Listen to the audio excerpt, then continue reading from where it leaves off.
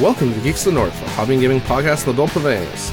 We're here to paint some miniatures and talk about the hobby, so why don't you sit back, relax, grab a paintbrush, and enjoy the show. Hey everyone, welcome to Geeks of the North, your hobby and gaming podcast in the Province. As always, I am your host, Paul Filio, here once again this week with my most beloved co-host, Antoine Bergeron. Hello. You know, I almost said B. Steve, which would have been hilarious. And it was totally been by accident. For some reason, B. Steve was about to come out of my mouth, and I'm like, that's not Steve. No, it's not. That would have been kind of bizarre, but funny. Mm-hmm. How's it going, Antoine? Going well. Busy weeks. Yeah, well, Nationals in 4 days. 4 days, yeah. Yeah. You still at 36? No, we're up to 40 now. Oh. Maybe you make a last mad dash and get to 50? I don't see that happening. I can dream for you. Oh, I'm fine with 40. It's less stuff to cast. Fair enough. I would be happy for the winners if we get to 50, but... Yeah, the Chicago guys don't need it. And already reaching 40 is good. Yeah, it's more than we expected, right? Yes. That's what we were aiming for. We didn't really think 50 was realistic. So 40 was our goal. And it's unfortunate that we lost a lot of local players, like they just couldn't do it that weekend. Yeah. Because we would have been a lot closer to 50, right? Yeah, I think so. We would have probably double the local players, or at least 50% more. That would have helped. But there are other events, and yep, that's what we have to do with the secondary game. So yeah, just make it through this year, Antoine. Oh, that's fine. All you got to do is make it through this year. Yeah. And you? Yeah. How are you doing? I'm doing okay. Tired. Always tired. What else is new? Haven't done a whole heck of a lot of hobbying or anything, so little, and practically or actually no gaming. So just it's been a slow gaming month, 2 months. I don't know. Yeah. I can't remember the last time I played a game. That's okay. These things happen. These things called life. Mm-hmm. It's I always find it interesting. This is totally not related to anything else on the show, but I occasionally browse through other painting sites, painting Facebook groups, right? Mm-hmm. And I'm in one. I'm looking at a model, and it's it looks like it's at the beginning of the color blocking stage, right? And it's streaky and blotchy and missing colors. It's not evenly coated. It's not. And the guy posts his picture of his thing, and his comment is he's talking about how incredible the paints are. And it makes me laugh when someone tries to, this product is amazing.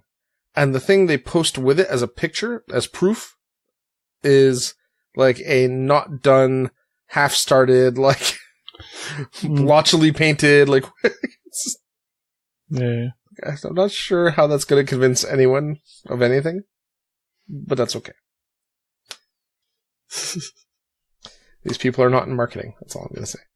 Mm-hmm. Were they fans in that case, or they were the company? No, fans. Oh, yeah. Well. No, I'd hope the company would be smarter than that.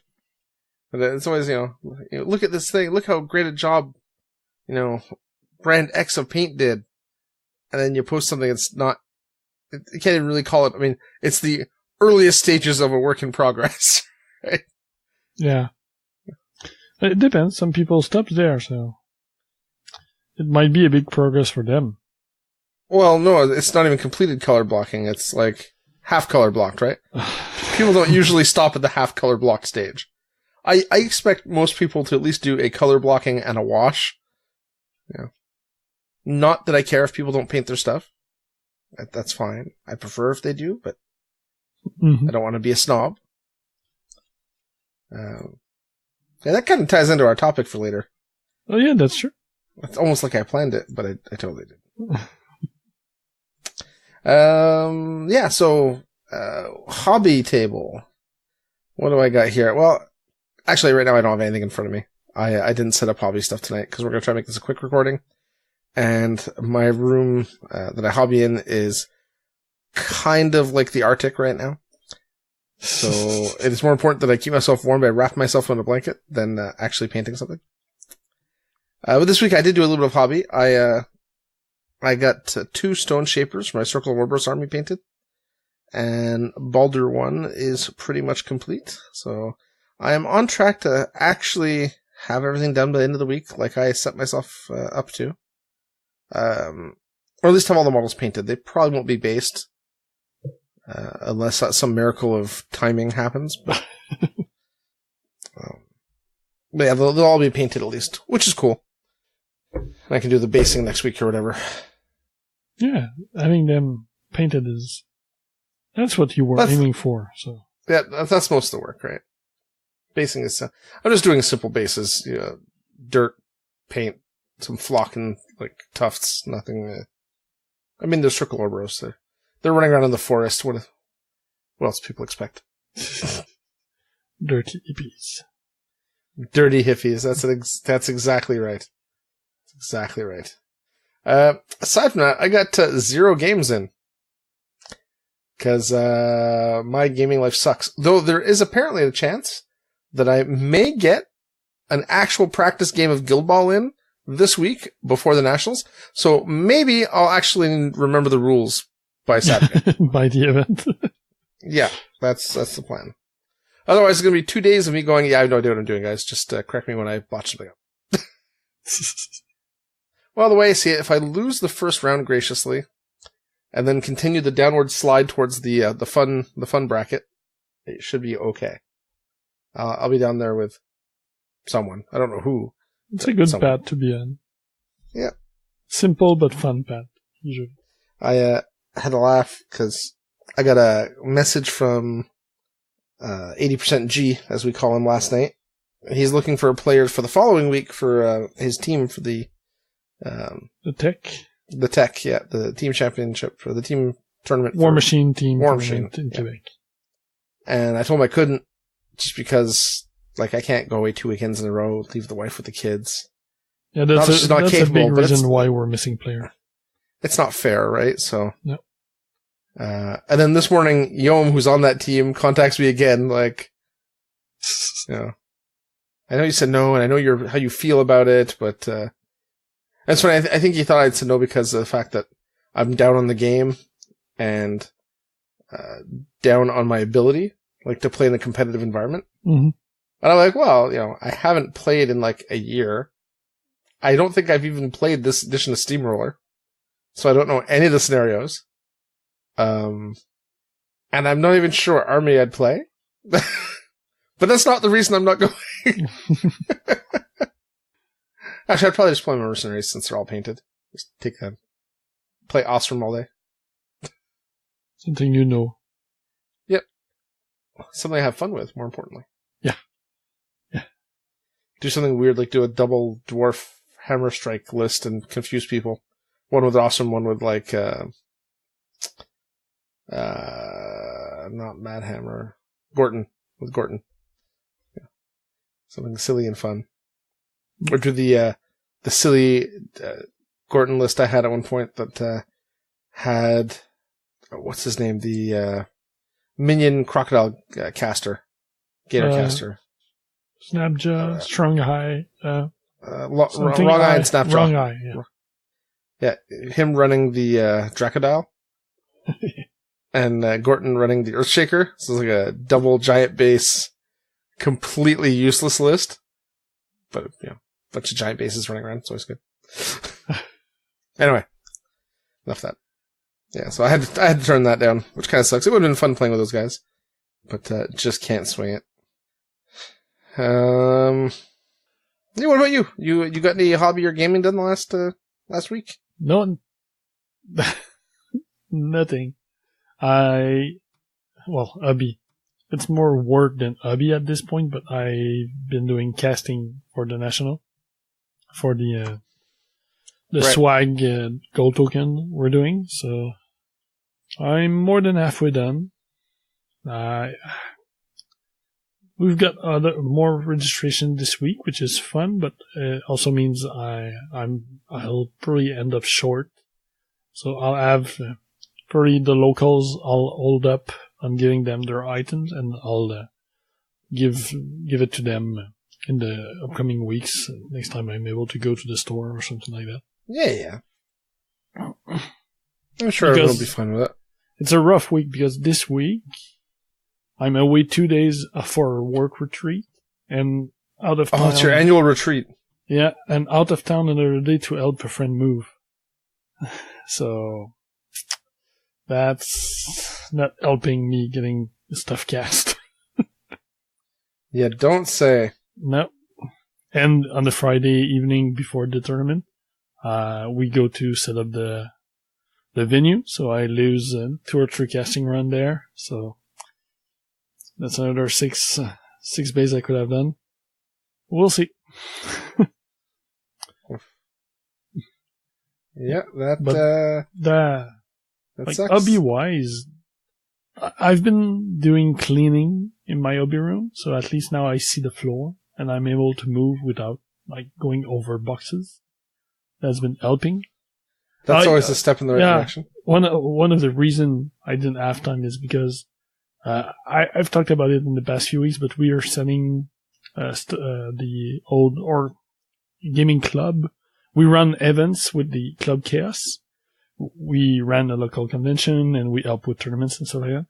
And we've been listing everything, and it's been finally sold. And I moved it out of my house, and the other person that was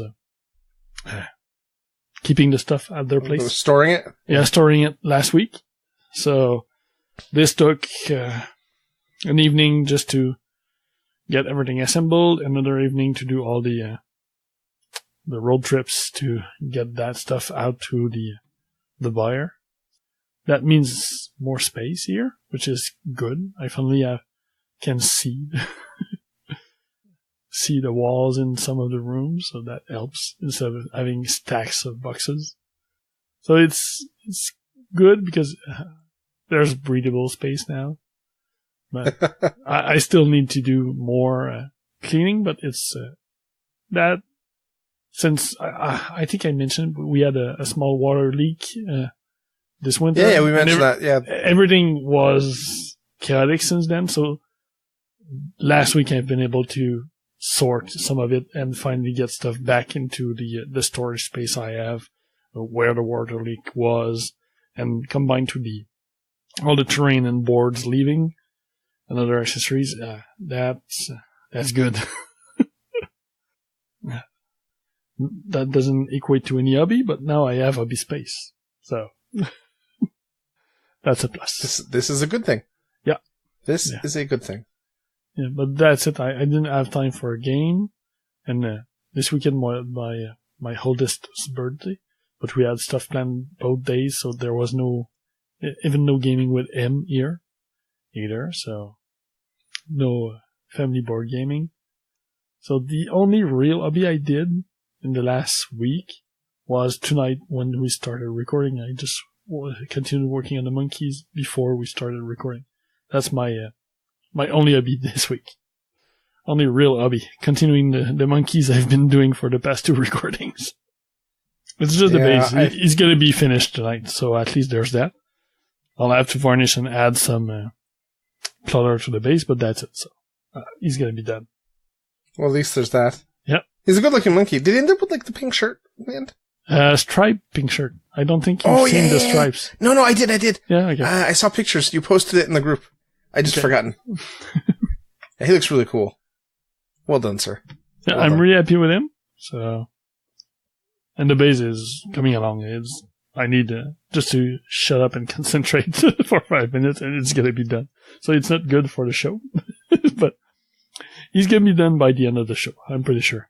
I still have some blacklining to do between tiles and some dirt piles to just dirty. Small detail stuff. Yeah, that's it. That's all. And after that, just repaint the rim black.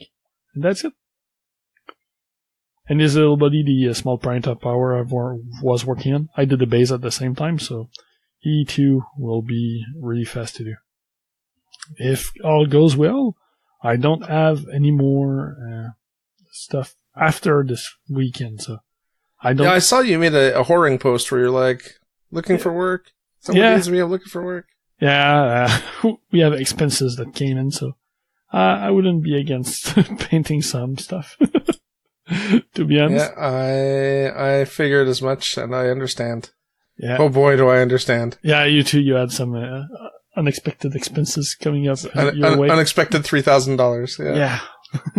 So that's why I made the post. I don't think I ever made a public looking for work post, but that's well. fun. Congratulations! It caught my eye. So yeah. If any of our listeners are looking for either painting or sculpting, contact me.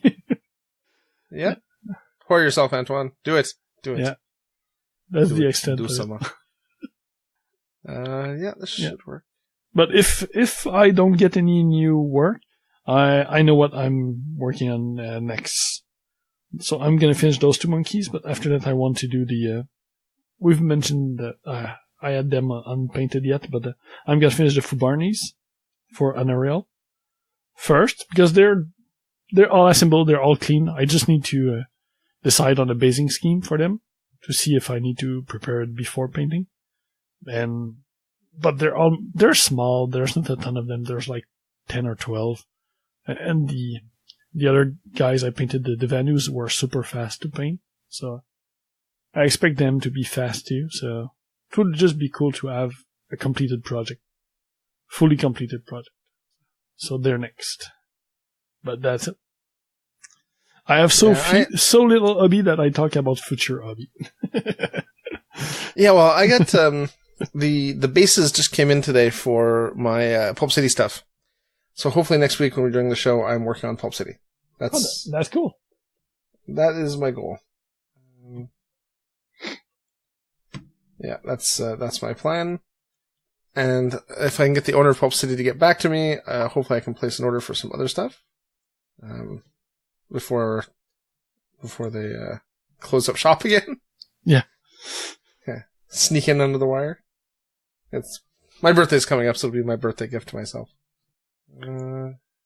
Excuse me while I randomly update stuff in my 3D printer. Hopefully it won't kill anything. Yeah, that's my plan tonight. Start printing something for the prize pool at the event. But the first part of the file is a 25-hour print. Oh. So, yeah. What could go wrong? It'll be fine. It'll be fine. It's all good. Mm-hmm.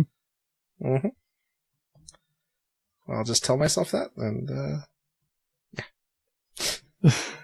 All right. So, now that we've done the hobby and our pathetic gaming, we could go into our main topic. This is going to be a short show. Look at this. Go into our main topic. We're only 20 minutes in, Antoine. This is madness. Madness. Yeah. Well, that's what the week is. Yeah, that's true. So we were discussing the beginning of the show, me trying to get stuff painted or whatever, and having painted stuff on the table versus unpainted. And I mentioned it was going to tie into the topic because the topic is GW's launch of the Battle Ready standard for miniature painting. One thing I'm not sure on, is it a launch or just an update to the previous way? Well, I don't think so. Back in the day, we used to have something called 3-color minimum. Yeah. Right? But I was pointing to more recent. Oh, more recent? by all means.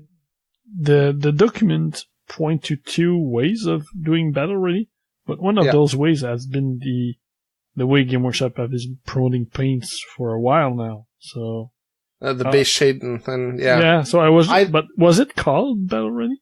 No, I think this is something new. Okay. I think they're just trying to define a level that is tabletop ready for beginners. Mm-hmm.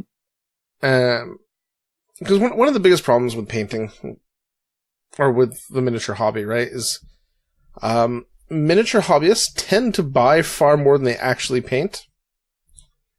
And then they assemble it all because they want to play with their little toys. Understandably. But then it becomes overwhelming to paint.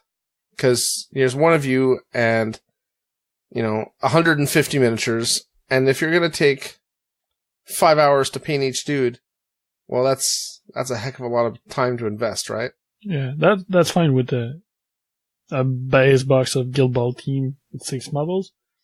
But when you have 4 30-man orc squads that are only 25% points of your army.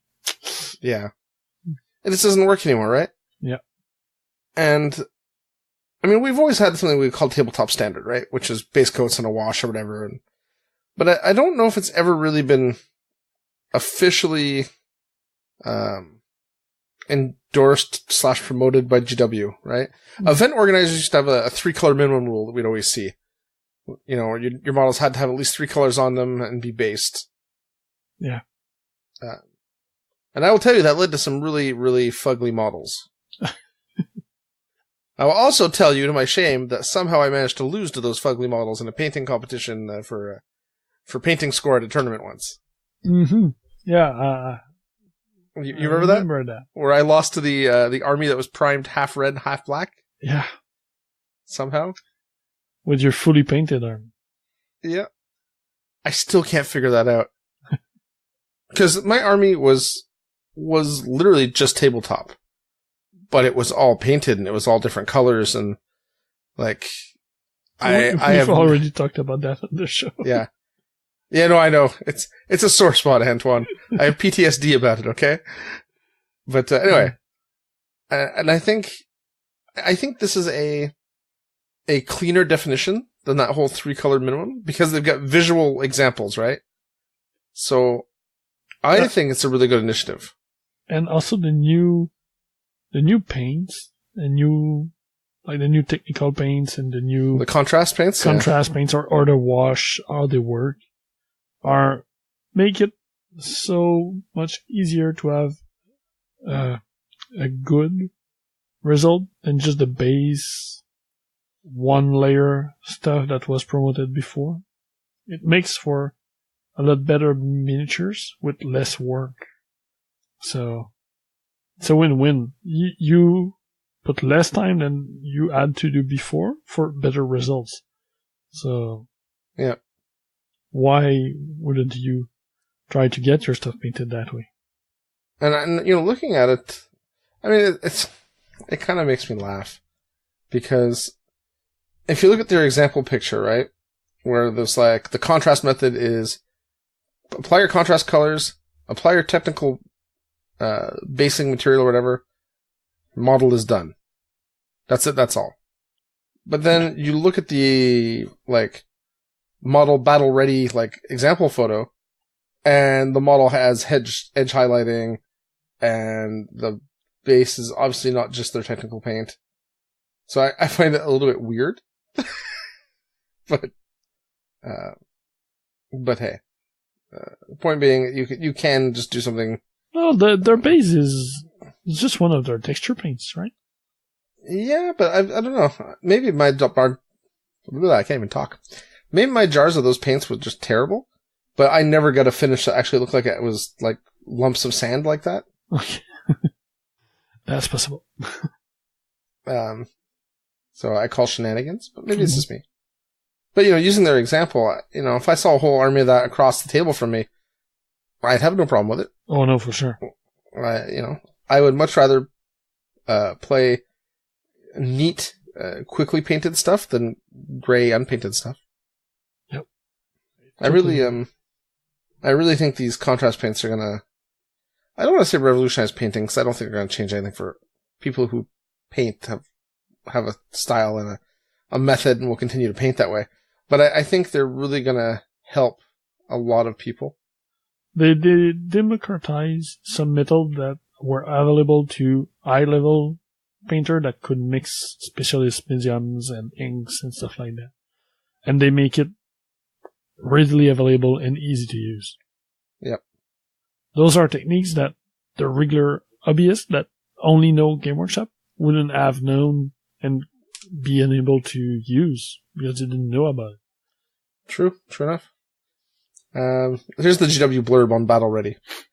Battle Ready is for anybody, but especially for those of you looking to get more of your collection ready for a game. It's a new standard that is all about producing the best results in the shortest possible time. You don't need to have painted wow, I can't even read tonight. You don't need to have painted the pupils of every one of your witch elves to enjoy watching them blend through a unit of clan rats. We want Battle Ready to become the global standard for games everywhere so that more people can enjoy the full spectacle of two beautiful Warhammer armies clashing in glorious battle.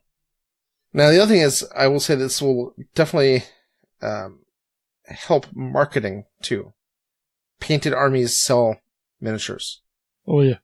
Events full of painted armies will sell more miniatures to more people, right? Mm-hmm. Going to the gaming store and seeing people with two painted armies will definitely be more motivating and more interesting than, a sea of gray. So I really like this. I like they've put a clear definition on it and some clear examples. I miss the old GW because it's hard to hate on this new one. And like most gamers, I love to complain, so there's not really a lot to complain about. I feel empty inside. Yep. Just saying. No good reason to complain. You could always complain. I just have to fill that hole with more making fun of Yom, I guess. Yeah, that's always one of your options. Well, yeah, exactly. Never stopped. And I never really stopped making fun of Yom. You know what's funny is the amount of colors in this range too. Yeah, I didn't expect to have that many available. But it makes sense. You don't want to mix them. You don't want to color them. In theory, they shouldn't be mixed with anything. So having a larger range makes it easier, more accessible. You'll be able to use them for whatever you want to paint. It's like 33 colors in a medium or something. Is there a medium or it's the primer? No. There's two special primers, but they've also got a medium, right? Because you can't thin the paint with water or anything. So it's got its own medium. Okay. I didn't look at that. Aptly named contrast medium. Though the fact that a completely transparent product is called contrast makes me laugh. But it's okay. Okay, well, we're 30 minutes in, Antoine, and we've run out of stuff to say. Yeah. We're pretty sad. Yeah, that was a small topic. There's not much more to say about that. We could just mention our two Kickstarters and call it a short week, and we'll have more content next week. We'll have the National to talk about. I'm sure Steve will forbid us from saying anything real and have to record a guild episode. Oh, yeah, the other show we did from time to time. I think we lost our momentum about the time that Steamforged Games signed up to be on the show and then just didn't show up. I think that was about the end of the momentum. Maybe. All right, so let's talk about our Kickstarters. Yeah, so I have a couple of them available. So first, Taiyō Dynasties Samurai Miniature Games miniature game by Ulfsark Games. So this is a skirmish miniature game based in feudal Japan with they call it animalistic twist. So they are anthropomorphized animal in two clans. They have great minis. The box comes with two starting factions, dice, tokens, everything, cards, everything you need to start playing.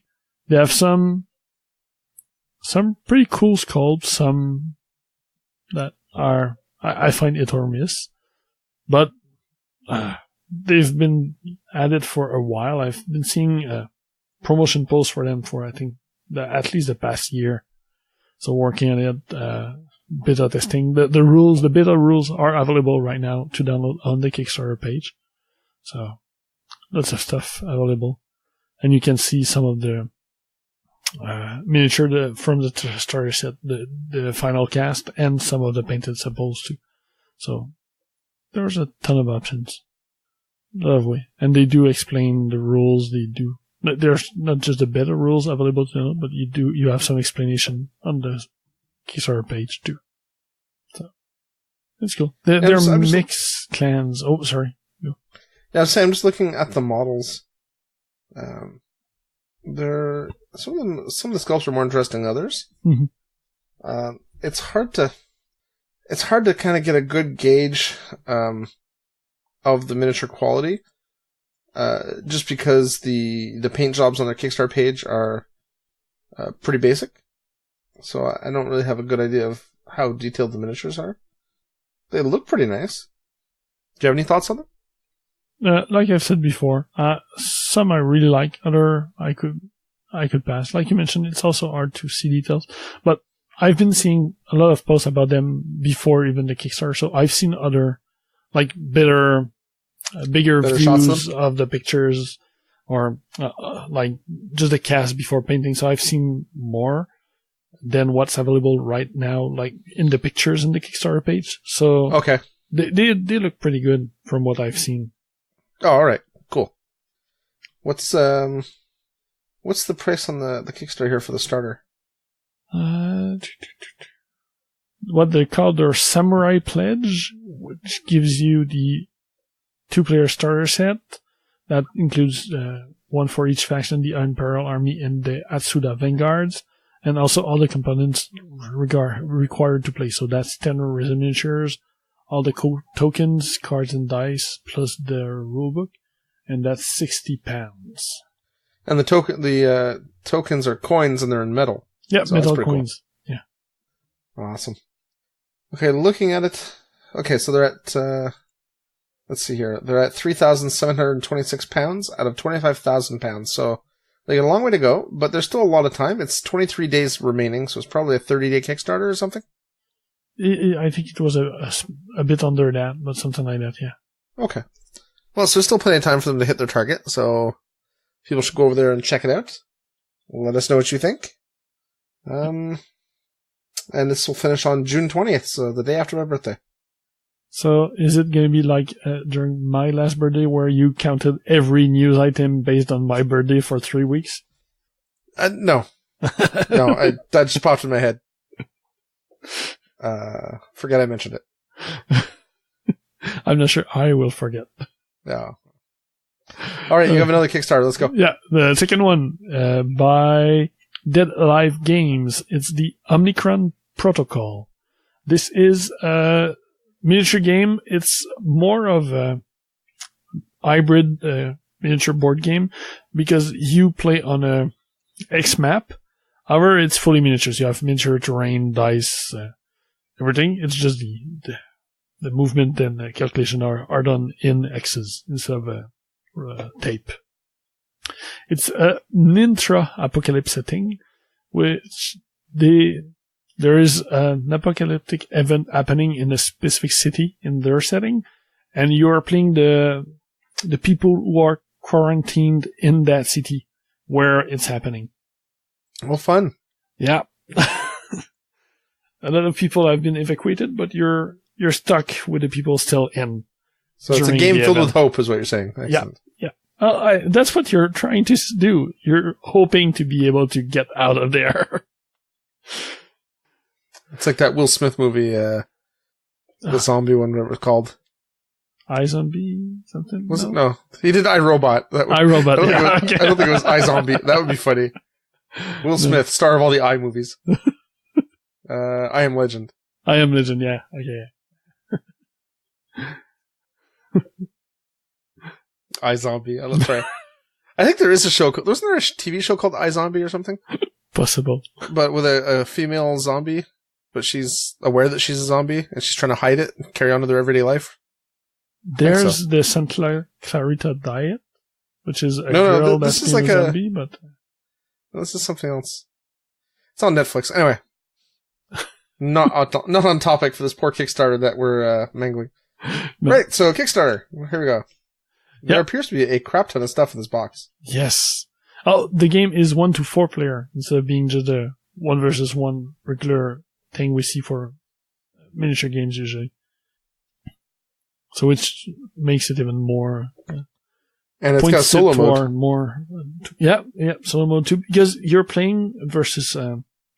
while you're playing, there are third parties or third, fourth, fifth party, depending on the number of players you're there. And the non-player characters are always played by your opponents during your turn.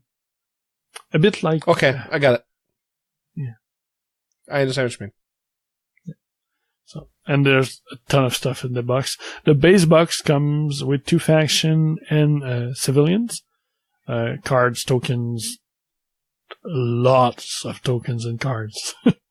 Dice and some 2D terrain, 2D flat terrain printed on X's for the fitting size. So there's a ton of stuff, and after that there are expansions and supplementary miniatures. And I'm sure they have stretch goals planned for more miniatures and more factions. Yeah, let's take a look at the numbers. So $79 US gets you the core box and all applicable unlocked stretch goals. And then you can just add on to if you want to. Deliveries August 2020, so that's not too far out. Okay.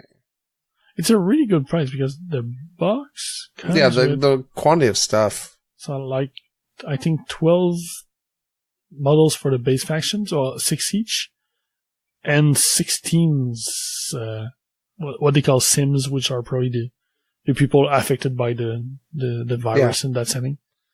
So you have like almost 30 miniatures in the box, plus everything else, all the tokens and cards for $80. Yeah. That's a really good price. It's definitely a good value. All right. So looking at the numbers here, they have $21,588 raised, US, I'm guessing, of a $60,000 goal. So they're about a little over a third of the way there, with 231 backers and 24 days left to go. So still plenty of time for them to hit their goal. It's far away still, but it is definitely reasonable to expect that they might, at the very least. Yep. All right. So I guess that's it. It feels weird. Yeah. It's a really short show. Well, when we started back for after our hiatus, we were doing shorter shows, so it just fits into that. Is it really? Just being more rambly in the past months. I am pretty rambly. It is kind of my raison d'être. I won't lie. All right, Antoine. Well, I will let you go and get back to casting. Yep. I will go and get back to sleeping. And, I will catch you here next week where we can talk about all the fun that happened at Nationals. Or not. That's If Steve's don't allow us. That's true. The indent case, we'll just hint at it. Exactly, we can hint at it. We can, speak in code. Pig Latin. Whole show in Pig Latin talking about the event. Anyway, enough. I'll talk to you later, Antoine. Have a good day. Bye, Paul, and bye, geeks. Thanks for listening to Geeks of the North. If you want to contact us, you can email us at geeksofthenorth@gmail.com. Like us on Facebook at facebook.com/geeksofthenorth, or follow us on Twitter at Geeks of the North. You can follow me, Paul, at PRFilio, Antoine at Eltonio Berg, Steve at B_Steve, and if you really feel the need, I guess you can follow Yom. He's at Yomasta. Breaks and outro music by Ladrave. You can listen to them at ladrave.bandcamp.com. See you next time, geeks.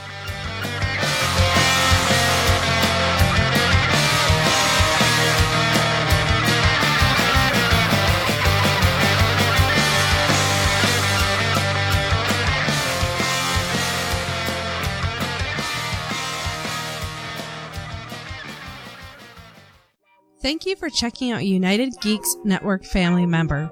If you enjoyed it and are looking for other online media with a geek culture slant, head over to UnitedGeeksNetwork.com, where you will find the Gaming Careers Podcast, the resource for people looking to find their fit in the gaming industry.